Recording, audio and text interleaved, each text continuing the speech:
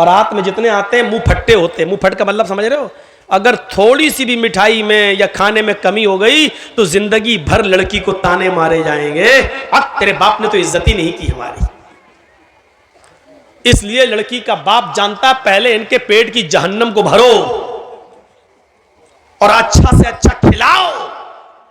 जब तक इसके पेट की जहन्नम को सुकून नहीं मिलेगा तब तक मेरी बेटी सुकून के साथ घर में नहीं रह पाएगी। कुछ जाहिल लोग पहुंच जाते, कबूल किया? अब वो खामोश है। बताओ बेटा कबूल किया? बेटा हमने सुना नहीं, बोलो कबूल किया। अब वो शर्म, बेचारी कुंवारी लड़की है, शर्म आ रही है। वो अलग बात है कि आज के इस माहौल में तो व्हाट्सएप पे खूब बात करती थी, उस दिन शर्मा रही है। यहां तो रात रात भर चैटिंग होती रहती थी, लेकिन उस दिन शर्मा रही है। एक दिखावा भी होता है, लेकिन हमें वो नहीं देखना, हमें हदीस देखना है। तो जाहिल लोग वहां बार बार पूछेंगे बोलो, और वहां उसकी सहेलियां बैठी रहती हैं, वो कोहनी मार मार के कहती बोल बोल, अरे बोल दे, हाँ कह दे मैंने कबूल किया, बोल बोल। और फिर उससे जबरदस्ती बुलवा कर कहती है, बेचारी कहती है कि मैंने कबूल किया। जिहालत की सारी हदें तोड़ दी जाती है। यह सबसे बड़ी जिहालत है कि उसके मुंह से कहलवाया जा रहा है। जब अल्लाह के नबी ने कह दिया इस दुहा सिमातुहा, उसकी खामोशी उसकी इजाजत है। एक बार पूछिए आप, 3 बार भी पूछने की जरूरत नहीं है। सुना ना हो तो वो लड़की कहे जी क्या कहा आपने, तब आप दोबारा कहिए। जब वो लड़की सुन चुकी है आपकी बात तो दोबारा आप क्यों कह रहे हैं? 3 बार आप क्यों कह रहे हैं? ना 2 बार कहना सुन्नत है, ना 3 बार कहना सुन्नत है। जोर से बोलना जरूरी है। आप पहली बार इतनी जोर से बोलिए कि लड़की सुन ले। हाँ, ज़ैनब फला की बेटी, आपका निकाह मोहम्मद असलम अकरम साहब के बेटे के साथ 5000 रुपए मबलग महर अलावा नान नफका आपको उनके निकाह में दिया जा रहा है। क्या आप उस लड़के को कबूल करती हैं? इतनी जोर से आप बोल दीजिए पहली बार। शर्म से उसका सर नीचे झुक जाएगा। उसकी खामोशी उसकी इजाजत है। अगर वो खामोश है तो समझ लो कि उसने इजाजत दे दी।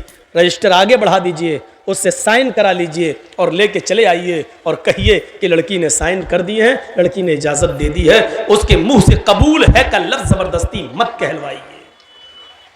ये उस औरत के लिए है जो शादीशुदा हो और जिसकी तलाक हो चुकी हो। उसको आप दोबारा निकाह उसका हो रहा, उसको बोलना पड़ेगा, क्योंकि अब उसके अंदर से शर्म निकल चुकी है। अब वो दूसरी शादी कर रही है, इसलिए उसको बोलना पड़ेगा। या जिसका शौहर इंतकाल कर गया, इद्दत गुजार के वो दूसरी शादी कर रही है, तो उस वक्त उसको बोलना पड़ेगा हाँ मुझे फला आदमी कबूल है। लेकिन कुंवारी लड़की जिसकी शादी नहीं हुई है, उसकी खामोशी ही उसकी इजाजत है। और बस रजिस्टर लेके आइए और फिर लड़के का निकाह आप पढ़ाइए। लड़के का निकाह होगा, लड़की की इजाजत ली जाएगी। और याद रखना, दुनिया का कितना ही अमीर बाप हो, कितना ही बड़ा मौलवी हो, कितना ही बड़ा सरपंच और चौधरी हो, अगर उसने अपनी बेटी की मर्जी के खिलाफ उसकी शादी किसी दूसरी जगह कर दी तो इस शादी का कोई एतबार नहीं है शरीयत के अंदर। मसलन हम जहां करना चाह रहे हैं शादी, मेरी बेटी वहां तैयार नहीं है। मेरी बेटी जहां शादी करना चाह रही है वहां हम नहीं चाहते कि वो शादी करे। हमने अपनी पसंद का लड़का लाकर उसका निकाह करा दिया और बेटी मजबूर होकर उसके साथ निकाह करती है। लेकिन वो काजी से ये कहती है, काजी साहब निकाह पढ़ाने वाले से कहती है मौलाना साहब ये निकाह मेरी मर्जी के खिलाफ मेरे बाप ने जो लड़का लाकर रख दिया है ये दिल से मुझे पसंद नहीं है। काजी साहब निकाह नहीं पढ़ाएंगे और अगर पढ़ा देते हैं तो उसके निकाह की कोई हैसियत नहीं है। एक औरत, एक सहाबिया अल्लाह के नबी के पास आई और कहती अल्लाह के रसूल मेरे बाप ने मेरा निकाह ऐसी जगह कर दिया है जो लड़का मुझे पसंद नहीं है। अल्लाह के रसूल ने निकाह हो जाने के बाद भी उस लड़की से कहा अगर वो तुम्हें पसंद नहीं और इसके बावजूद तुम्हारे बाप ने तुम्हारी शादी कर दी है तो तुझे इख्तियार है, तू चाहे तो उस लड़के के साथ रहे या तू चाहे तो मैं निकाह तेरा फिस्क कर देता हूं। लड़के के तलाक देने की जरूरत नहीं है, निकाह फिस्क कर देता हूं। एक इद्दत गुजारेगी हैज की, जिसका निकाह फिस्क होगा उसकी इद्दत 3 महीने नहीं है, सिर्फ एक हैज उसकी, एक पीरियड उसकी इद्दत है। तुम एक पीरियड, एक माहवारी, एक एमसी, बस ये पीरियड गुजारो और जैसे ही तुम्हारा महीना हो, महीना से खत्म होने के बाद ही तुम दूसरी शादी कर सकती हो अपने मनपसंद लड़के के साथ। लेकिन लड़की को शादी के लिए वली की सख्त जरूरत है, अपने बाप की, सरपरस्त की, मालिक की जरूरत है। लड़की, ये सच है कि लड़की की मर्जी के बगैर निकाह नहीं होगा, लेकिन यह भी सच है कि लड़की अपनी मर्जी से अकेले भी निकाह नहीं कर सकती है। उसको निकाह के लिए वली की इजाजत चाहिए और वली उसका बाप है। बाप अगर दिमागी तौर पर कमजोर है तो चचा है, चचा दिमागी तौर पर कमजोर है तो लड़की का भाई है, और लड़की का भाई भी नहीं तो कोई और जो उसका रिश्तेदार करीबी होगा उसकी इजाजत चाहिए। लेकिन जिस लड़की का कोई ना हो तो फिर काजी खुद वली बन सकता है। जैसे मौलाना जर्जीस अगर किसी का निकाह पढ़ा रहे हैं, लड़की का बाप भी नहीं है, लड़की का भाई भी नहीं है, लड़की का चचा भी नहीं है, तो फिर मौलाना जर्जीस खुद काजी, खुद वली बन सकते हैं और उस लड़की का वली बनकर निकाह करा सकते हैं। काजी वली बन सकता है। लेकिन कोई दूसरे गांव की लड़की अपने बाप का घर छोड़कर भागकर आपके गांव में रतनी में आ जाए तो रतनी का रहने वाला कोई बुढ़ा उस लड़की का बाप नहीं बन सकता है। होता है ऐसा, समझ रहे हैं ना। किसी दूसरे गांव की कोई लड़की भाग के रतनी में आ गई, रतनी के लड़के के साथ शादी करना चाहती है। अब उसके बाप ने कह दिया तू भाग के गई है, मेरे घर में अगर कदम रखेगी तो हम टांगे काट देंगे तेरे, मरते दम तक तुझसे रिश्ता खत्म। अब वो लड़की वहां नहीं जाना चाह रही है। यहां एक बुढ़ा उठता है, हाजी है साहब, पान मुंह में खाते हैं, सऊदिया का रुमाल डाले हुए हैं। बेटा कोई बात नहीं, मैं तुम्हारा बाप बन जाता हूं। तेरे बाप बन जाने से रिश्ता जायज नहीं हो जाएगा। वो लड़की भाग कर आई है, न किसी के बाप के बन जाने से, न हाजी और नमाजी, कोई मौलवी भी उसका बाप नहीं बन सकता है। मुंह बोले बाप की कोई हैसियत नहीं है शरीयत के अंदर। कल ये लड़की अगर हज करने जाती है तो मुंह बोले बाप के साथ नहीं जा सकती है, मुंह बोले भाई के साथ नहीं जा सकती है। शरीयत ने ये इजाजत नहीं दी जो चाहे उसका बाप बन जाए, फिर तो कोर्ट मैरिज भी इस्लाम में जायज हो जाएगी। जबकि हमारा सबका इज्तिमाई फतवा है, देवबंदी, बरेलवी, यहां तक के शिया भी, यहां तक के अहले हदीस भी, सबका इज्तिमाई फैसला है और इज्तिमाई फतवा है कि कोर्ट मैरिज माँ बाप की इजाजत के बगैर जो लड़के और लड़कियां कोर्ट में कर रहे हैं, इस्लाम के अंदर, शरीयत के अंदर इस कोर्ट मैरिज की कोई हैसियत नहीं है, ये जायज नहीं है। कोर्ट मैरिज के बावजूद लड़का और लड़की जिनाकारी करेंगे, हरामकारी करेंगे, उनसे जितनी औलाद पैदा होगी सब हरामी और नाजायज औलादें मानी जाएंगी। मेरे प्यारे साथियों, शरीयत के अंदर वली चाहिए, वली, लड़की को वली। तो इतनी इज्जत दी इस्लाम ने औरत को कि औरत अपनी मर्जी से पहले लड़की का निकाह होगा, इजाजत ली जाएगी, उसके बाद लड़के का निकाह होगा। अगर शादी के दिन ही लड़की मना कर देगा हम नहीं करेंगे, लौटाओ इन चोरों को, भगाओ भगाओ इन डाकुओं को, ये लूटने आए हैं, नहीं करेंगे। मेरे भाइयों, हमें और आपको फैसला करना पड़ेगा। तो इतनी जहालत थी अरब के अंदर, लेकिन इस्लाम ने इतनी इज्जत बख्शी है औरत को, जहां लड़कियों को जिंदा दफन कर दिया जाता था। आप देख रहे हैं हिंदू धर्म के अंदर क्या है। ब्रह्मा जी ने अपने मुंह से ब्राह्मण को पैदा किया, हाथों से छत्री को पैदा किया, रान से वैश्य को पैदा किया और पैरों से शूद्र को पैदा किया। शूद्र हरिजन पैरों से पैदा है ब्रह्मा जी के। आगे लिखा है कि अगर कोई ब्राह्मण किसी शूद्र की लड़की पर गलत नजर डाल दे, अगर किसी ब्राह्मण को किसी शूद्र की लड़की पसंद आ जाए तो शूद्र को चाहिए कि अपनी बेटी उस ब्राह्मण लड़के को दे दे। लेकिन अगर किसी शूद्र को किसी ब्राह्मण की लड़की पसंद आ जाए, अगर किसी शूद्र को किसी ब्राह्मण की बेटी पसंद आ जाए तो राजा को चाहिए कि उस शूद्र को पकड़कर उसकी दोनों आंखें फोड़ दे। इन जिन आंखों से उसने ब्राह्मण की बेटी को देखा उसकी आंखें फोड़ दे। गौर करें आप, ब्राह्मण को अगर पसंद आ जाए तो शूद्र को अपनी बेटी दे देना चाहिए, लेकिन शूद्र को अगर ब्राह्मण की बेटी पसंद आ जाए तो राजा को चाहिए कि वो शूद्र की दोनों आंखें फोड़ दे। ये इज्जत है औरत की हिंदू धर्म में, देख लीजिए आप। और इस्लाम इसके बरस क्या कहता है कि लड़की की इजाजत के बगैर तुम निकाह तक नहीं कर सकते हो। आपने देखा है एक औरत का मकाम इस्लाम के अंदर क्या है, और मजीद देखना चाहते हो तो आओ मैं तुम्हें दिखाऊं एक औरत को क्या सम्मान दिया है। कभी हज करने गए हो? नहीं। अल्लाह ताला हम सबको तौफीक दे हज करने की। अल्लाह रब्बुल आलमीन उस मुकद्दस मकाम पर हम सबको पहुंचाए। जब आप जाएंगे, या जो लोग गए हैं उनसे पूछिए, आप पहले उम्रा करेंगे और उम्रा जब आप करेंगे तो जाते ही आप एहराम की हालत में पहले खाने काबा का तवाफ करेंगे, 7 चक्कर लगाएंगे। खाने काबा का तवाफ पूरा करने के बाद आप मकाम इब्राहिम के पास 2 रकात नमाज पढ़ेंगे। अगर वहां जगह न मिल सके भीड़ में तो पूरे खाने काबा में जहां आपको जगह मिले वहां 2 रकात आप नमाज पढ़िए। फिर आपको जो दुआ मांगना है मांगिए। उसके बाद आपको सफा और मरवा की सई करना पड़ेगी, सफा और मरवा का चक्कर लगाना पड़ेगा।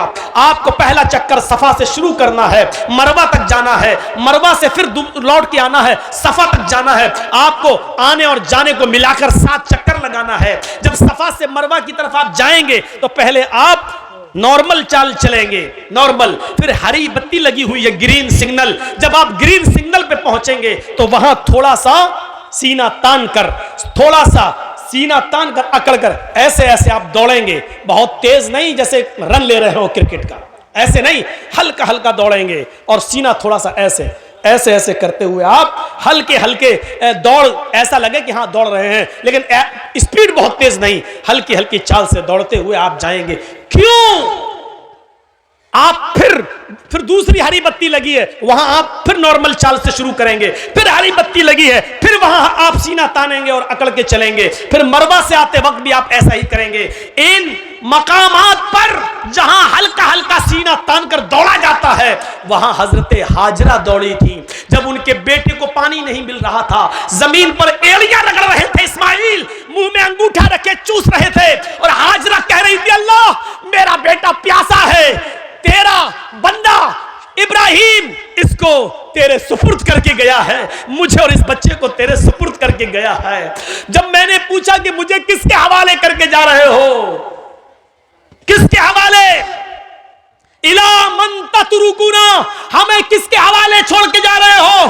तो इब्राहिम अलैहिस्सलाम ने आगे बढ़ते हुए कहा था, इल्लल्लाह, आय अल्लाह, मुझे और इस बच्चे को उसने तेरे हवाले किया है, तेरे सुपुर्द किया है। इस बच्चे को प्यास की शिद्दत महसूस हो रही है, इलाके में कहीं पानी नहीं है। हजरत हाजरा पानी की तलाश में पहाड़ी के ऊपर चढ़ जाती हैं, सफा से नीचे झांक कर देखती हैं, शायद कोई गांव, शायद कोई कबीला, शायद कोई मोहल्ला मुझे नजर आ जाए, 2-4 आदमी रहने वाले नजर आ जाएं और मैं उनसे थोड़ा सा पानी ले लूं। लेकिन पहाड़ी की ऊंचाई पर चढ़ने के बाद भी उनको नीचे कोई बस्ती नजर नहीं आई। सफा से चक्कर लगाती हैं, नॉर्मल चाल चलती हैं, फिर थोड़ी दूर सीना तान कर चलती हैं, दौड़ती हैं, फिर रुकती हैं, फिर नॉर्मल चाल चलती हैं, फिर दौड़ती हैं, मरवा पे पहुंच जाती हैं। मरवा की पहाड़ी से नीचे झांक कर देखती हैं कि कोई बस्ती मिल जाए, कोई मोहल्ला मिल जाए, कोई गांव मिल जाए जहां मैं थोड़ा सा पानी लेकर अपने बच्चे को पिला सकूं। लेकिन मरवा की पहाड़ी के नीचे भी कोई बस्ती आबाद नहीं है। लेकिन अपने बच्चे को देखती है, होठ में अंगूठा रखे हुए है, अपने बच्चे की प्यास की खातिर फिर मरवा से सफा, फिर सफा से मरवा, फिर मरवा से सफा, फिर सफा से मरवा, 7 चक्कर लगाकर अपने बेटे के पास आकर बैठ जाती है और कहती है, अल्लाह जितना मैं औरत होकर कर सकती थी कर लिया, एक लेडी होकर कर सकती थी कर लिया, जितना दौड़ सकती थी दौड़ चुकी, जितनी मेहनत कर सकती थी कर ली, अब ताकत मेरे बस से बाहर हो चुकी है। अल्लाह तू ही गैब से मदद फरमा, इस इस्माइल के लिए पानी का इंतजाम कर दे। अल्लाह इसको मेरा शौहर मुझे और इस बच्चे को तेरे हवाले करके गया है।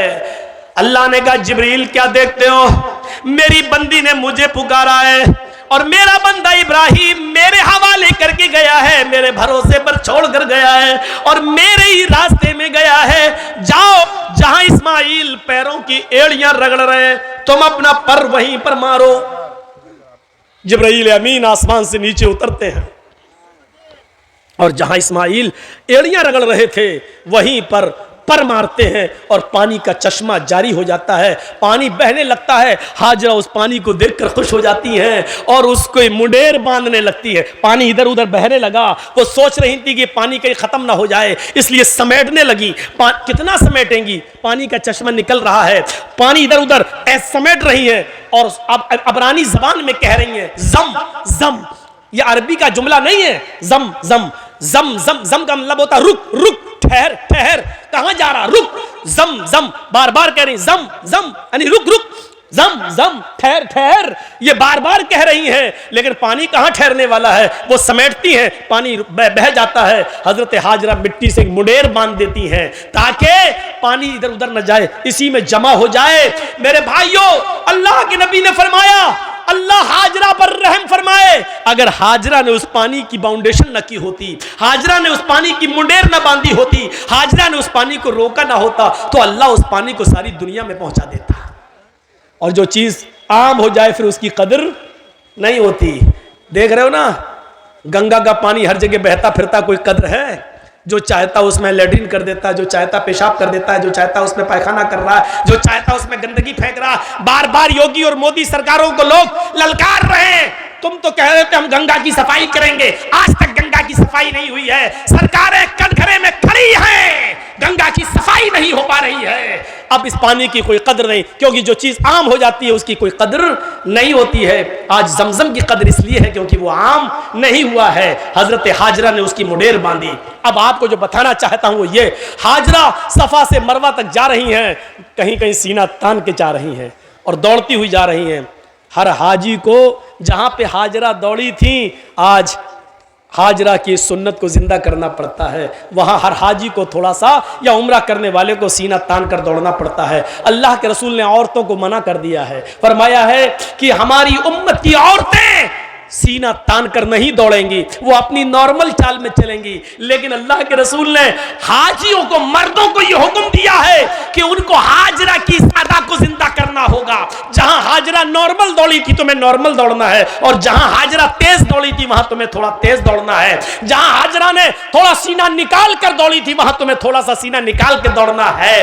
मेरे भाइयों, हाजी और मोहतमिर, उम्रा करने वाला हाजरा की सादा को जिंदा करता है, और को अल्लाह रब्बुल आलमीन ने हज और उम्रा जैसी इबादत का एक हिस्सा बना दिया है। जहां हाजरा के पैर दौड़ रहे हैं वही हाजी का पैर, और इसको इबादत। गौर करो, लिखो मीडिया वालों, लिखो अगर तुम्हारे कलम में ताकत है, सीआईडी वालों और वो लोग जो ये कहते हैं कि इस्लाम ने औरतों को पर्दे की चार दीवारी में बांध दिया है, औरतों पर जुल्म किया है, औरतों को घर से बाहर निकलने की इजाजत नहीं है। औरत को इस्लाम ने यह इज्जत दी है कि जहां हाजरा तेज दौड़ी वहां तुम्हें भी दौड़ना है, जहां हाजरा सीना निकाल के दौड़ी वहां तुम्हें भी निकालना है। और जब तक कोई हाजरा की सुन्नत को जिंदा नहीं करेगा, अल्लाह उसके हज और उम्रे को कबूल नहीं करेगा। हाजरा के नक्शे पा को, हाजरा के नक्शे कदम को अल्लाह ने अपनी इबादत का एक हिस्सा बना दिया है। एक औरत के नक्शे कदम को अल्लाह ने अपनी इबादत बना दिया हो, इससे बड़ा एक औरत का मकाम क्या हो सकता है? इससे बड़ी एक औरत की इज्जत क्या हो सकती है? इससे बड़ा एक औरत का सम्मान क्या हो सकता है?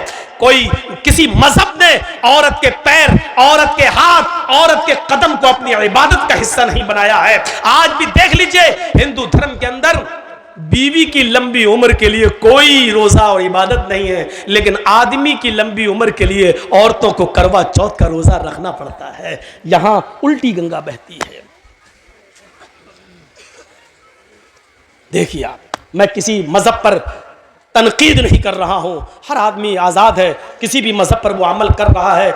हमें जबरदस्ती किसी को अपने मजहब में शामिल नहीं करना, आजाद है वो। लेकिन मुआजना जब किया जाता है तो बताया जाता है, मेरे भाइयों, हमारे यहाँ एक मर्द अगर 2 या 3 या 4 बीवी रख ले तो बड़ा एतराज, इस्लाम ने 4 वाह, एक औरत को 4 औरतों की इजाजत है, एक मर्द को, एक औरत को 4 मर्द रखने की इजाजत क्यों नहीं है? बड़े एतराजात उठते हैं। मेरे भाइयों, हम चाहें तो लौट कर तुम्हें भी जवाब दे सकते हैं। 5 पांडव एक ही पत्नी रखते थे, द्रौपदी। 5 पांडव की एक ही पत्नी थी, द्रौपदी। 5 भाइयों ने एक ही औरत को रखा था, द्रौपदी। आप अंदाजा लगा सकते हैं, हमें वो लोग नसीहत करते हैं जो खुद शीशे के मकान में रहते हैं और हमारे पत्थर के मकान पर पत्थर, मजबूत मकान पर पत्थर मार के गिराना चाहते हैं। उनको ये नहीं मालूम कि तुम्हारा मकान शीशे का है। अगर इधर से जवाब में एक पत्थर हमने फेंक दिया है तो तुम्हारे मकान का हाल क्या होगा? मेरे भाइयों, जो खुद शीशे के मकान में रहते हो उनको दूसरों के पत्थर के मकान पर पत्थर फेंकने का हक नहीं है। उनको डरना चाहिए, अपने मकान के कमजोर होने का एहसास होना चाहिए, एहसास उनको होना चाहिए। जो हमारे नबी की 11 और 12 बीवियों पर एतराज करते हैं, उनको कृष्ण कन्हैया की गोपियों की तादाद मालूम होनी चाहिए। 16,108 शीशे के मकान में रहने वाला किसी के मजबूत मकान पर पत्थर नहीं फेंकता है, क्योंकि वो जानता है कि अगर जवाब में इसने पत्थर फेंका तो हमारे शीशे के मकान का हाल क्या होगा। इसलिए अक्लमंदी इसमें है कि आदमी किसी दूसरे के मजहब पर बगैर पढ़े लिखे तनकीद ना करे, बल्कि हर मजहब को इज्जत की नजर से देखे। हम आपके मजहब की इज्जत करते हैं, लेकिन इस बात की इजाजत नहीं देते कि हमारे मजहब पर तनकीद हो। आप हमारे मजहब की इज्जत कीजिए और इस बात की इजाजत मत दीजिए कि हम आपके मजहब पर तनकीद करें। तनकीद करने का कोई हक नहीं है। मेरे भाइयों, जिस मजहब में जो अच्छाइयां हो वो ले लेना चाहिए। अच्छाई जहां से मिले वो हमारी खोई हुई अमानत है, उसे हमें ले लेना चाहिए। और बुराई जिस मजहब के अंदर भी हो, जिस धर्म के अंदर भी हो, उसको छोड़ देना चाहिए, चाहे वो किसी भी मजहब के अंदर पाई जा रही हो। मैं ये कह सकता हूं कि इस्लाम के अंदर कोई बुराई नहीं है, मुसलमानों में बुराइयों की कमी नहीं है। दोनों बातें अलग अलग हैं। फिर सुन लीजिए, इस्लाम में कोई बुराई नहीं है, लेकिन मुसलमानों में किसी बुराई की कमी नहीं है। एक साइंटिस्ट ने कहा था कि मैंने जब धर्मों का मुताला किया तो मुझे सबसे अच्छा धर्म इस्लाम लगा। जब मैंने मजहबों का मुताला किया, हिंदू धर्म, ईसाई धर्म, जैन धर्म, सिख धर्म, यहूदी मजहब, बुद्ध मजहब, इस्लाम धर्म, मैंने सारे मजहब की स्टडी की तो मुझे पढ़ने में सबसे अच्छा मजहब इस्लाम लगा। लेकिन जब मैंने दुनिया घूम कर देखा और हर मजहब के मानने वालों का जायजा लिया, मैंने यहूदियों की बस्ती में यहूदियों को देखा, ईसाइयों की बस्ती में ईसाइयों को देखा, जैनियों की बस्ती में जैनियों को देखा, और हिंदुओं की बस्ती में हिंदुओं को देखा, बुद्धिस्टों की बस्तियों में बुद्धिस्टों को देखा, मुसलमानों की बस्ती में और मोहल्ले में मुसलमानों को देखा। मैंने हर बस्ती में हर मजहब के मानने वालों का जायजा लिया तो मुझे दुनिया की बिगड़ी हुई बदमाश बदकम्माश कौमों में सबसे ज्यादा बदतर और सबसे ज्यादा नालायक कौम मुसलमान नजर आई। हकीकत कड़वी मगर हक बजाने में उसने बात कही है। यह क्या बात है कि दूसरों की बुराई हमें सुनकर बड़ा मजा आता है, अगर हमारे अंदर भी कोई कमी है तो उसको सुनने की भी क्षमता हमारे अंदर होनी चाहिए। हम उस साइंटिस्ट की तारीफ करते हैं कि उसने हमारे मजहब को गलत नहीं कहा। हम उस साइंटिस्ट की तारीफ करते हैं कि कौमों का मुआयना करने के बाद सबसे ज्यादा कमी उसको अगर नजर आई तो मुसलमानों की नजर आई। उसने क्या कहा? मैंने जब धर्मों का मुताला किया तो सबसे अच्छा मजहब इस्लाम लगा, लेकिन जब हमने कौमों का मुआयना किया तो सबसे बदतर कौम मुझे मुसलमान नजर आई। और आप देख लो 30 करोड़ 35 करोड़ मुसलमान पूरे भारत में, 4 लाख से ज्यादा मदरसे पूरे भारत में, 4 लाख से ज्यादा पूरे भारत में मदरसे, 50 लाख से ज्यादा उलमा। एक लिस्ट दे रहा हूं आपको, गौर कीजिए। मुसलमान कितने? 30 से 35 करोड़। मदरसे कितने पूरे हिंदुस्तान में? 50 लाख, 4.5 लाख, 4 से 4.5 लाख। उलमा कितने? 50 लाख से ज्यादा। इतने मदरसे, इतने उलमा, इतनी बड़ी तादाद मुसलमानों की। मस्जिदें भी मेरे भाइयों मदरसों से कम नहीं, 5 से 6 लाख मस्जिदें पूरे हिंदुस्तान के अंदर। लेकिन नमाजियों की तादाद पर आप गौर करेंगे तो सिर्फ 2%। मस्जिदों में नमाज पढ़ने वालों की संख्या 2%, 100 में सिर्फ 2 आदमी, 2 मुसलमान। गौर कर रहे हैं? 30 से 35 करोड़ मुसलमान, 4 से 4.5 लाख मदरसे, 5 से 6 लाख मस्जिदें, 50 से 60 लाख उलमा। इतनी बड़ी तादाद के होने के बावजूद मस्जिदों में नमाज पढ़ने वालों का परसेंट 2%, जुमे में 5%, ईद और बकरीद रमजान में 10%, थोड़ा सा बढ़ जाते हैं। ईद और बकरीद में यह तादाद बढ़ के 15 और 20%। ये 80% कहां गए? और 5 वक्त होने वाली नमाज में 98% मुसलमान कहां? यह मुहासिबा कौन करेगा? यह हिसाब कौन करेगा? तुम अपने बच्चों से उनकी पढ़ाई लिखाई का हिसाब नहीं कर पाते हो, नमाज और रोजे का हिसाब क्या करोगे? अल्लाह के रसूल ने हिसाब किताब बताया था, जब तुम्हारा बच्चा 7 साल का हो तो नमाज पढ़ने का हुक्म दो, ना पढ़े कोई बात नहीं, कभी पढ़ेगा कभी छोड़ेगा, लेकिन 10 साल का हो तो मार मार के नमाज पढ़ने ले जाओ। अगर नहीं पढ़ता तो मारो। नबी ने तरीका बताया था, नमाज पढ़ने के लिए आदत डलवाई थी और 10 साल के बाद मारने का हुक्म दिया था। लेकिन जब बाप ही नमाज नहीं पढ़ता तो वो अपने बच्चे को क्या मारेगा? है? हम तसव्वुर करें, गुस्सा आता है। मैं ये नहीं कहूंगा कि गुस्सा नहीं आना चाहिए, गुस्सा जिंदों को आता है, मुर्दों को नहीं। गुस्सा जिंदों को आता है, मुर्दों को नहीं। मैं बिल्कुल नहीं कहूंगा कि तुम्हें गुस्सा नहीं आना चाहिए, गुस्सा आना चाहिए, लेकिन गुस्सा कब आना चाहिए? कब? जब कोई जय श्री राम का नारा लगाए तो उसके जवाब में तुम अल्लाहु अकबर का नहीं। गुस्सा तब आना चाहिए जब आप अपने बेटे के हाथ में शराब की बोतल देखें। गुस्सा तब आना चाहिए जब रात के 12 बजे आपकी जवान बेटी बिस्तर पर लिहाफ और रजाई के अंदर मोबाइल चला रही है और फेसबुक चला रही है, एंड्रॉइड मोबाइल इस्तेमाल कर रही है। आपको गुस्सा आना चाहिए। आपको गुस्सा आना चाहिए कि आपकी बीवी पूरे दिन बाजार में शॉपिंग करती रही और शाम को घर आई। आपको गुस्सा आना चाहिए कि बेपर्दगी के साथ वो घर से निकली तो किसकी इजाजत लेके गई। आपको गुस्सा आना चाहिए कि आपकी बेटी स्कूल जाती है तो किसके साथ जाती है और किसके साथ आती है। उसके आने और ले जाने के लिए कौन, आपने किसको मुतय्यन किया है। अकेले अगर जाती है या मोहल्ले की चंद सहेलियों के साथ जाती है तो आपको उन मोहल्ले और गांव की चंद सहेलियों पर एतबार कैसे है? क्योंकि सहेलियां एक दूसरे की सहेली होती है। तो मेरी मत कहना, मैं तुम्हारी नहीं कहूंगी। तुम अपने बॉयफ्रेंड के साथ जाओ, हम अपने बॉयफ्रेंड के साथ जाते हैं और घर जब पहुंचेंगे तो हम लोग एक साथ हो लेंगे, तुम हमें फला जगह पे मिल जाना। आपने अपनी बेटी को गांव की चंद लड़कियों के साथ स्कूल जाने की इजाजत कैसे दे दी? और दे दी तो आपने उसका पीछा करके कभी देखा? कभी आपने पूछा कि स्कूल से ये लड़की कितने बजे गई, हमारे घर पे कब पहुंचती है? ये हिसाब किताब कौन करेगा? मुसलमानों, तुम हिसाब किताब करने वाली कौम हो। तुम बच्चों के लिए अगर बाप हो तो अपने बच्चों का हिसाब लो, शौहर हो तो अपनी बीवी का हिसाब लो, अगर भाई हो तो अपनी बहन का मुहासिबा करो। मुहासिबा जिंदे करते हैं, मुर्दों से हिसाब नहीं लिया जाता है। हिसाब जिंदों से तलब किया जाता है, मुर्दों से नहीं। तुम जिंदा कौम हो, हम तुमसे हिसाब ले सकते हैं। ये मदरसे में कितना चंदा हुआ है आपने दिया है, आप हिसाब लो मदरसा कमेटी से।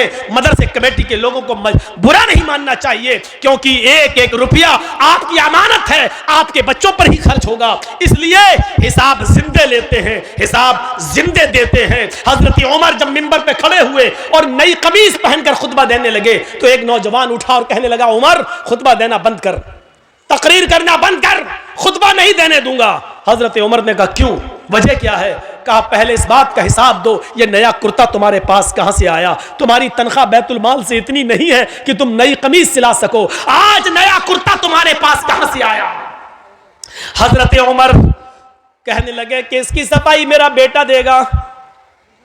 हजरत उमर फारूक का बेटा उठता है, सफाई पेश करता है कि बैतुल माल में जो चादरें आई थी वो सारे मुसलमानों में तकसीम होना थी। एक एक चादर सबको मिली, मेरे बाप को भी एक चादर मिली, मेरे बाप ने उसी चादर की कमीज बनवा ली है।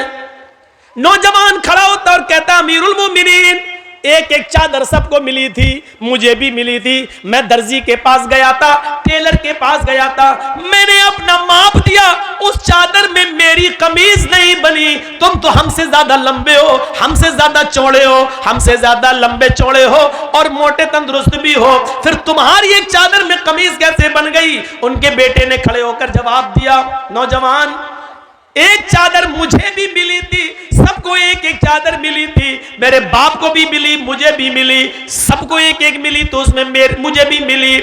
मेरे बाप की अपनी चादर में जब कमीज नहीं बनी तो मैंने अपनी चादर भी अपने बाप को दे दी। मेरी और अपनी दोनों कमीजें मिलाकर मेरे बाप ने दोनों चादरें मिलाकर कमीज बना ली। नौजवान कहने लगा, बैठ गया, अमीरुल मोमिनीन, अब मुझे इत्मीनान हो गया, अब मैं सेटिस्फाई हो गया, अब आप खुतबा दीजिए।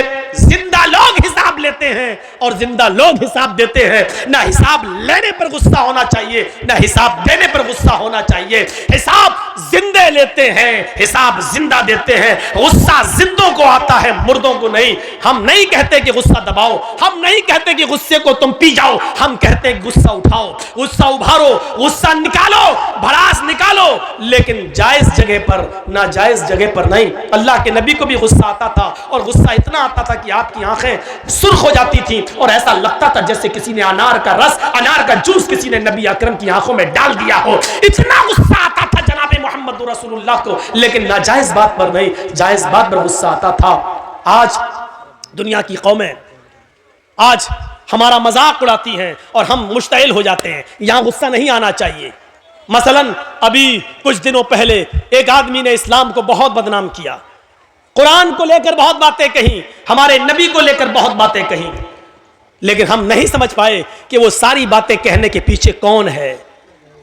हम नहीं समझ पाए, वो बातें कह नहीं रहा, उससे कहलवाई जा रही हैं, और कौन कहलवा रहा है यह भी मैं जानता हूं, लेकिन हम ना नाम ले रहे हैं, ना आपको बताना चाहते हैं और ना नाम लेना चाहते हैं। जब तक आप इन चैनलों पर पाबंदी नहीं लगाएंगे, हमने नाम लेना बंद कर दिया है, क्योंकि इन चैनल वालों ने मुझे कहीं का नहीं छोड़ा है। मेरे ऊपर इतने केस करवाए हैं, इतने केस करवाए हैं कि मैं जिंदगी में कभी इनको माफ नहीं कर सकता। मना करने के बावजूद इन्होंने वही चीजें डाली हैं जिन चीजों से मैंने इनको रोका था। सिर्फ इनके अकाउंट में पैसा आ रहा है, चलाओ बेटा, जितना चला सकते हो चलाओ, लेकिन याद रखना मरना तुम्हें भी है, तुम्हें भी मरना है। और मैंने अब ऐलान कर दिया है, अब जब भी कोई मुझसे जलसे की डेट लेगा तो मेरी पहली शर्त होगी कि कोई भी चैनल वाला नहीं आएगा। ये दिसंबर का महीना खत्म हो रहा है, 3-4 दिन और रह गए हैं। अब जनवरी में मेरा यहां कोई प्रोग्राम नहीं है, मैं बंबई जा रहा हूं, और फरवरी से जितने भी प्रोग्राम होंगे सबके साथ ये शर्त लग चुकी है कि कोई चैनल वाला हमारे जलसे में नहीं आएगा। आएगा तो मैं नहीं आऊंगा, और धोखा एक बार दोगे, बार बार नहीं। जिस जलसे में मैंने किसी चैनल वाले को देख लिया, मैं जिसको बुलाऊंगा जो मेरे लिए अच्छा होगा और मेरे कहने के मुताबिक जो स्पीच जो देता उसको बस बुलाएंगे, किसी को नहीं बुलाएंगे। जो मेरे कहने पर चलेगा बस वही, और वो 1-2 आदमी है, इससे ज्यादा मैं किसी को इजाजत नहीं दूंगा। ये 1 फरवरी से मैं ये कानून नाफिज कर दिया हूं। दिसंबर तक चूंकि दे चुका था प्रोग्राम, इसलिए मैं किसी को रोक नहीं पाया। याद रखिए, आज तक, आज की तारीख बता रहा हूं, अब तो 26 हो गई, 25 तारीख को ये जलसा रखा था हमारे मुखिया जी ने। 25 तारीख मैं बता रहा हूं आपको, मैं आपके बिस्तर पर लेटा हूं मुखिया जी के घर, और जी हिंदुस्तान में आज भी मेरे बारे में चलाया गया है। आज भी जी हिंदुस्तान मुझे दिखा रहा है, आज भी उसने यही बिहार और बंगाल की तकरीरों की कटिंग आज भी उसने पेश की है। मैंने तुम्हारा सुअरपना देख लिया है। मैं ये जुमला बोल रहा हूं, तुम्हारी आंखों में सुअर का बाल है। बहुत अच्छी तरीके से मैं समझ गया हूं, इन चैनल वालों को मैं कभी माफ नहीं करूंगा। मेरे भाइयों, तकलीफ दिल से होती है। मना करने के बावजूद इन्होंने वही हरामीपना दिखाया है, वही हरामीपना। मुझे इनके माँ बाप से पूछना पड़ेगा, ये तुम्हारी औलाद दिन में पैदा हुई थी कि रात में? तुम्हारी भी बात मानती है कि नहीं मानती है, ये मुझे पूछना पड़ेगा इनके माँ बाप से।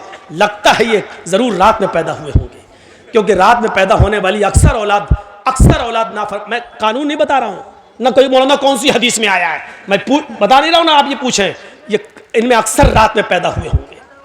तो मेरे भाइयों, कहना तो बहुत कुछ चाहता हूं, लेकिन छोड़ देता हूं, गुस्सा तो बहुत है मेरे अंदर। फिर मैंने कहा था ना, गुस्सा जिंदों को आता है, मुर्दों को नहीं। मेरी इस बात को याद रखना। लेकिन वो गुस्सा अगर आया तो वो मेरा नाजायज गुस्सा हो जाएगा, उतना हमें नहीं बोलना था, इसलिए हम रोक रहे हैं अपने आप को। चलिए 1 फरवरी से तुम खुद ही रुक जाओगे। तो मेरे भाइयों, मैं यही कह रहा हूं कि अपना हिसाब करो, अपने बच्चों का हिसाब करो।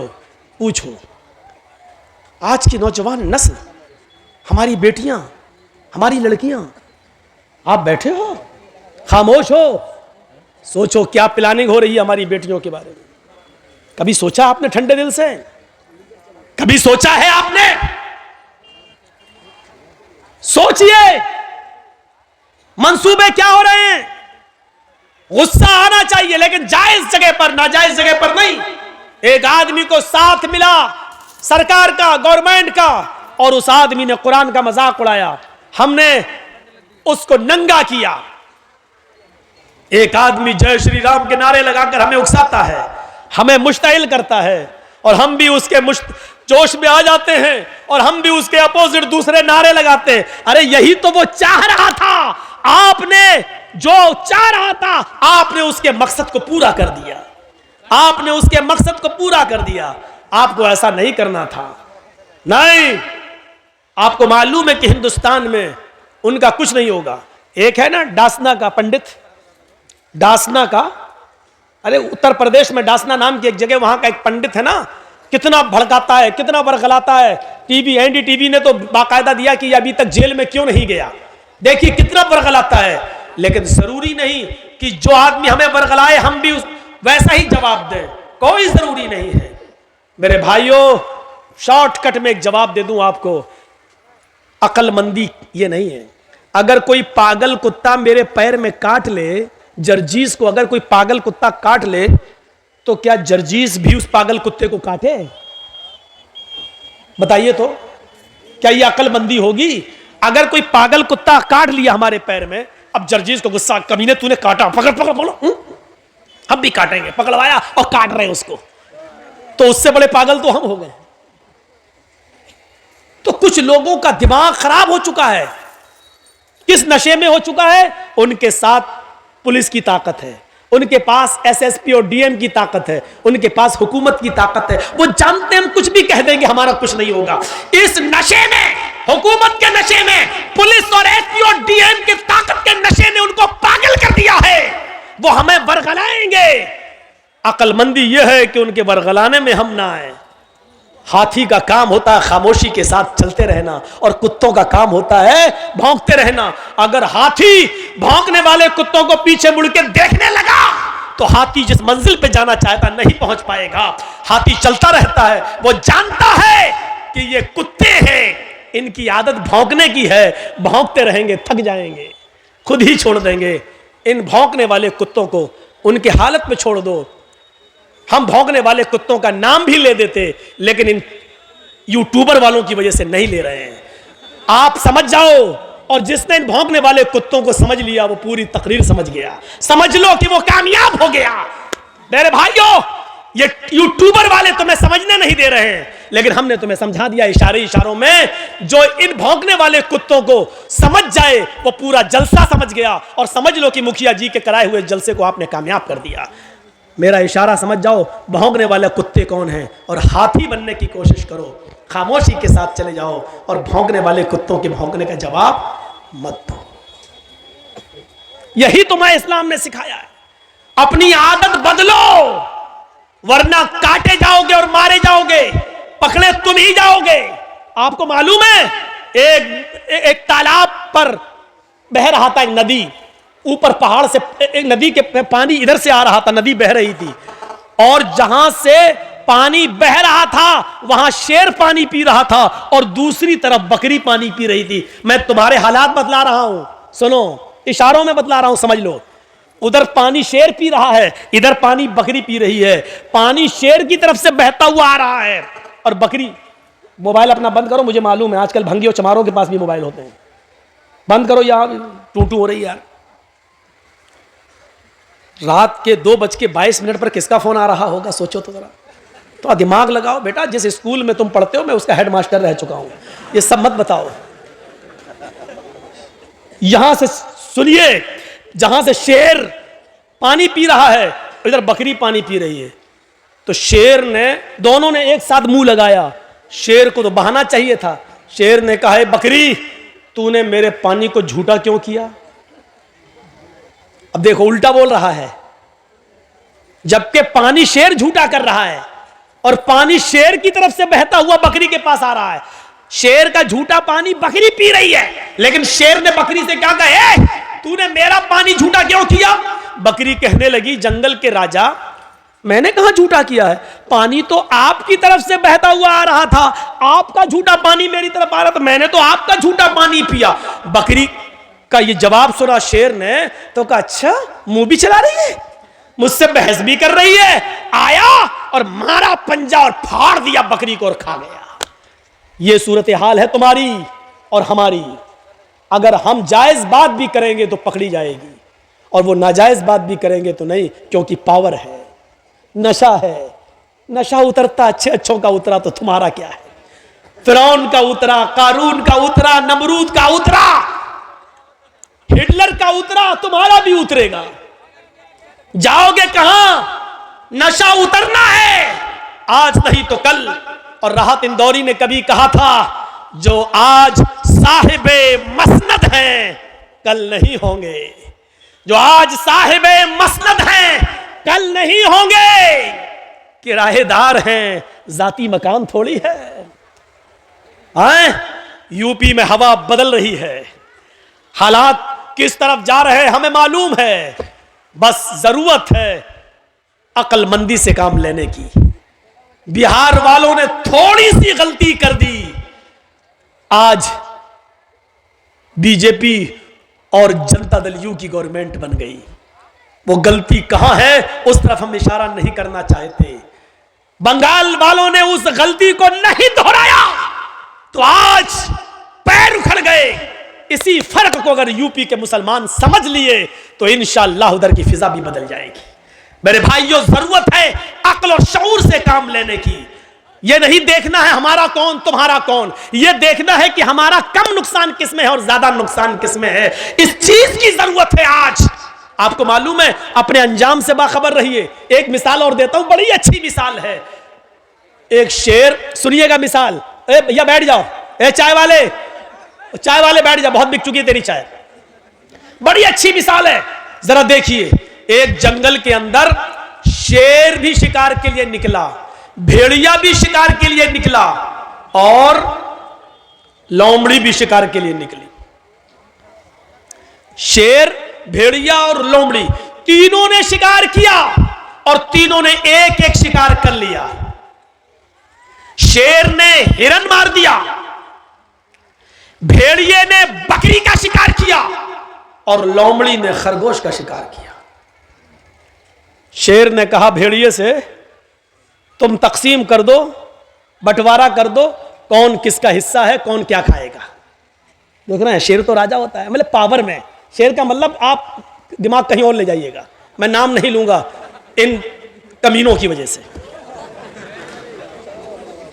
कितना मजबूर कर दिया है आपने, सोचा आपने, अंदाजा लगाया कितना मजबूर कर दिया आपने मुझे।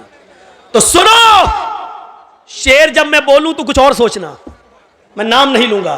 तो शेर ने हिरन मारा, भेड़िए ने बकरी का शिकार किया और लोमड़ी ने खरगोश का। शेर ने कहा, मतलब पावरफुल, भेड़िए से कहा इंसाफ कर दो, फैसला कर दो, कौन क्या खाएगा। भेड़िए ने कहा बहुत आसान है। कहा क्या? कहा हिरन आप खा लीजिए, बकरी मैं ले लेता हूं, लोमड़ी खरगोश ले लेगी। शेर को गुस्सा आ गया, शेर को गुस्सा आया और उस गुस्से में मारा पंजा, भेड़िए के सर अलग कान अलग, टुकड़े टुकड़े हो गए उसके, खत्म कर दिया उसने भेड़िए को। लोमड़ी से कहा बहन जी तुम इंसाफ करो। लोमड़ी ने देख लिया, भांप लिया। लोमड़ी ने कहा बहुत आसान है। कहा क्या? कहा 3 शिकार हैं, हिरन, बकरी और खरगोश। हिरन आप सुबह खा लीजिए, बकरी आप शाम को खा लीजिए और मुंह का जायका बदलने के लिए खरगोश को आप दोपहर में खा लीजिए। शेर ने कहा वाह, बहुत अच्छा फैसला, वाकई इतनी अकल तुम्हें किसने दी, इतना अच्छा फैसला तुम्हें किसने सिखाया? उसने कहा इस भेड़िए ने, इस भेड़िए के अंजाम ने। इतनी जबरदस्त मिसाल देने के बाद भी हमारी अकल नहीं खुल रही है। हमारी अकल, भेड़िए, लोमड़ी ने देखा खरगोश जा रहा है, जाए, ये मेरा कम नुकसान है, लेकिन अगर ये हम ही को मार के खा गया तो हम ही नहीं रहेंगे तो क्या खाएंगे? अपने आप को पहले बचाओ। तो मेरे भाइयों, इस वक्त ये मत देखिए कि कौन आ रहा है, इस वक्त ये देखिए कि हमारा बड़ा नुकसान किसमें और छोटा नुकसान किसमें है। इसलिए बड़े नुकसान से बचाने के लिए छोटा नुकसान अपने आप को कर देना चाहिए अपना। इसलिए बिहार वाले बड़े नुकसान को समझ नहीं पाए, छोटा नुकसान नहीं कर सके, इसलिए दोनों नुकसान से महरूम होकर उसी बड़े नुकसान में फिर पल रहे हैं। बंगाल वालों ने लात मार दी, बड़े नुकसान से अपने आप को बचा लिया और छोटा नुकसान उन्होंने कर दिया।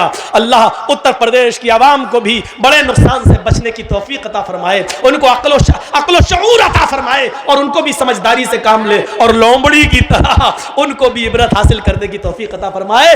वरना हाल वही होगा जो भेड़िए का हुआ, क्योंकि पावर, इंसाफ तो यही था। शेर ने हिरन मारी, शेर हिरन खा ले, भेड़िए ने बकरी मारी, भेड़िया बकरी खा ले, लोमड़ी ने खरगोश मारा, लोमड़ी खरगोश खा ले। भेड़िए ने फैसला सही किया, लेकिन इसके बावजूद भी उसको जान से हाथ धोना पड़ा। अच्छा, मोरा पंजाब बेचारा गया, लोमड़ी से कहा तुम इंसाफ करो। उसने कहा दिन में आप सुबह में हिरन खा लीजिए, शाम को बकरी खा लीजिए, और दोपहर में अगर मुंह का जायका बदलना हो तो खरगोश का टेस्ट कर लीजिए, तीनों आपके। वाह वाह, क्या अच्छा फैसला किया। लोमड़ी से कहा लोमड़ी इतना अच्छा फैसला तुझे किसने सिखाया?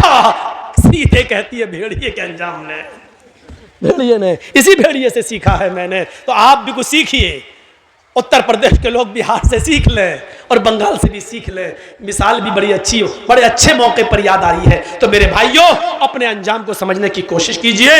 अपने हम जानते हैं हमारा इस वक्त कौन है, कोई नहीं। इस बात का भी एतराफ है, हम किसी का फेवर नहीं कर रहे हैं। था बंगाल में हमने किया था, लेकिन यह हकीकत है कि हमारा इस वक्त कोई नहीं है।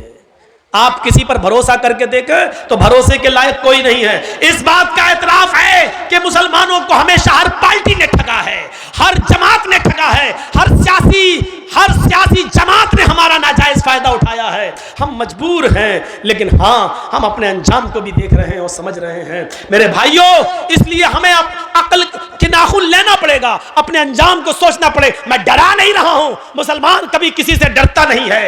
एक पीछे पड़े हुए हैं, जबकि उत्तर प्रदेश में मैं कोई तकरीर नहीं कर रहा हूं, फिर भी चैनल वाले हाथ धोकर नहीं, नहा धोकर मेरे पीछे पड़े हुए हैं।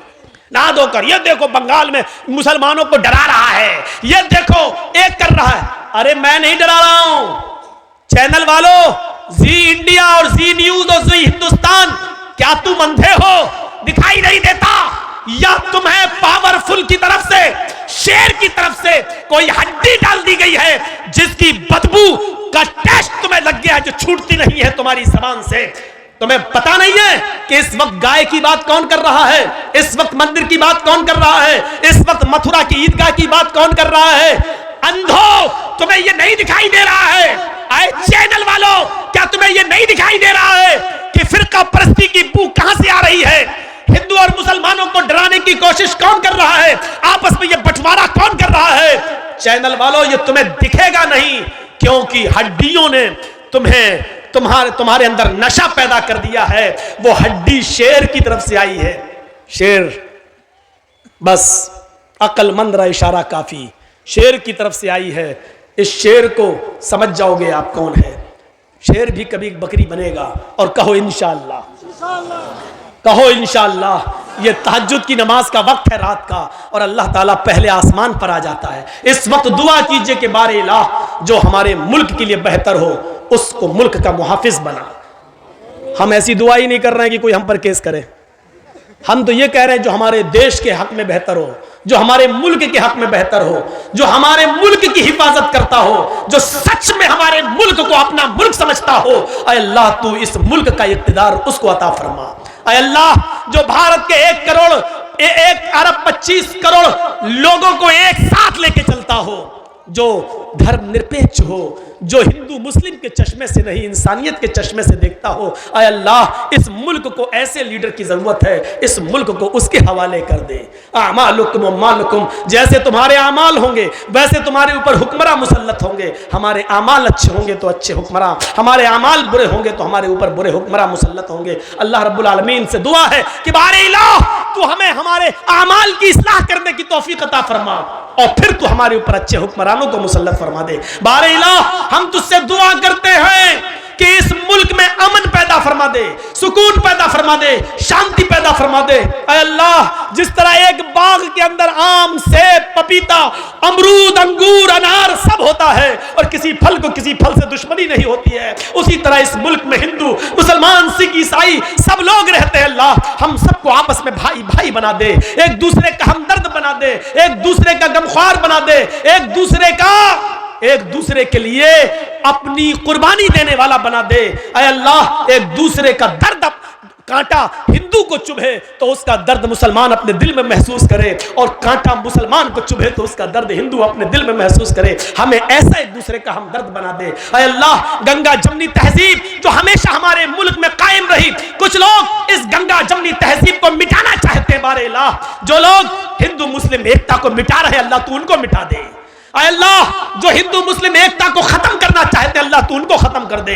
ऐ अल्लाह जो इस मुल्क के अमन चैन और सुकून और शांति को भंग करना चाहते हैं, अल्लाह तू उनको भंग कर दे। ऐ अल्लाह जो इस मुल्क में फसाद बर्पा करके इस मुल्क को जंग की आग में और गिरा युद्ध में घुसड़ने की और धसाने की कोशिश कर रहे हैं, अल्लाह तू उनको इस मुल्क से मिटा दे और उनका सफाया कर दे। इस मुल्क की हिफाजत फरमा। ये मुल्क हमारा मुल्क है, ये 1 अरब 25 करोड़ देशवासियों का मुल्क है। हिंदुओं ने भी मुसलमानों ने भी इस मुल्क को आजाद कराया है। ऐ अल्लाह इस मुल्क के अमन और चैन से कुछ लोग खिलवाड़ कर रहे हैं, अल्लाह तू उनको खिलौना बना दे, उनको निशाने इबरत बना दे। जिस तरह हिटलर बना, हज्जाज इब्न यूसुफ बना, जिस तरह और लोगों को तूने निशाने इबरत बनाया, बारे अल्लाह तू उनको भी निशाने इबरत बना दे। बाद में आने वाली नस्ल उनके जुल्म को याद करे, उनके सितम को याद करे। 11:30 बजे 11:40 पर मैं आया था और फिर 12:40 पर, और मेरा 2 घंटे का तकरीबन पूरा वक्त हो गया है, 1:45 तो हो ही गया है। तो मेरे भाइयों, हम अल्लाह से दुआ करते हैं कि बारे इलाह हमें अक्ल और शऊर से काम लेने की तौफीक अता फरमा। बारे इलाह जब तक तू हमें जिंदा रख, इस्लाम पे जिंदा रखना, और जब हमारा खात्मा हो तो ईमान पर हमारा खात्मा फरमाना। और आखिरी ऐलान ये आपसे कि मदरसे 2 साल कोरोना का शिकार रहे हैं और नहीं चल सके हैं। आपसे आखिरी गुजारिश, आपने किसके हाथ में किसका क्या ताउन किया है मुझे नहीं मालूम, लेकिन मेरे हाथ में आप क्या ताउन करना चाहते हैं, मुझसे क्या मोहब्बत है, अपने अपने मोबाइल आप हटा लो और अपनी मोहब्बत आज मैं देखूंगा आपके दिलों में क्या है। लिहाजा इस मदरसे के लिए आप 10, 20, 50, 100, 500, 1000, 2000 जो देना चाहें मेरे हाथ पर भी दे सकते हैं। और याद रखिए, मैं दुआ वैसे नहीं करता हूं जैसे और मौलवी करते हैं। आप नियत पहले कर लीजिए, आपको किसको सवाब पहुंचाना है उसकी नियत कर लो। अल्लाह इसका सवाब मेरे बाप को मिले, मेरी माँ को मिले। इस